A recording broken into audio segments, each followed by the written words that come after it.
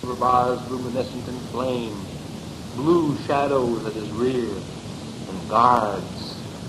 Seeing the eagle was like suddenly realizing that the world was upside down and the bottom of the world was gold. We had a fight after the raft episode. We'd make up in 3 days, meeting gloomy and unwilling eyes on the irrevocable path in the park and exchange shadows. The Hampshire barn was dark and huge. Sax was interested in it, glided to the door edge.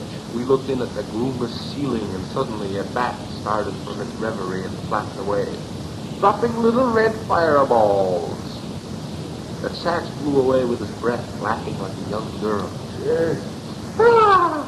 Our good friend Condu, he said in a burbling, aristocratic voice, as though pleased with the recollection of his Shishu Castle friends, enemies. I worried if Billy knew all about this count in his barn. Back of the Delorge house where the old man had died, and the night DJ and I were wrestling along there in the rain, suddenly 6 men, black, carrying a shrouded black box, came out and deposited it with Mr. Delorge inside, who screamed at us one sunset of puddles over some ball into the hearse, and the black feet stood in the rain. As Doctor Sax and I hurried under the vines, cactuses, and darker eaves of the yards, a car passed on Phoebe Avenue, casting brown 1930 headlights towards my house and Sarah Avenue, crunching over the sand road with tufts of sandbank pines leaning within the uplights, dismal and strange in the Saturday night. Sax coughs, spits, glides on. I see that he's right in the world. Things happen around him. He responds only to his own life in the world, just like an auto mechanic. And I'm gliding behind him, slanted and leering, at one point tripping over a rotten garden, slanted and leering like vaudeville comedians shooting drunk into the wings from a matinee performance for 47 bums half sleeping in seats.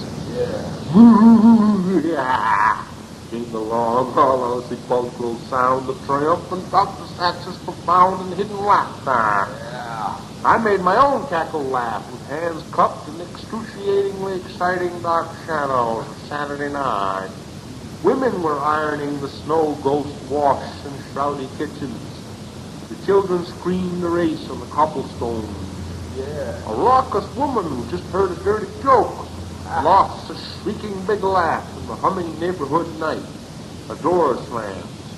Tall, beefy Bill Desjardins' brother is coming up TV from work.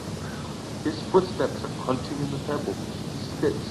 The starlight shines on his spit. They think he's been to work, but he's been to screw his girl in a dirty barn in Drake Woods. They stood against the raw, drippy wood of the wall. Here's some piles of kid shit. Kicked some rocks aside. And he lifted her dress up over the goose pimples of her thigh. And they leered together in the dark ant barn.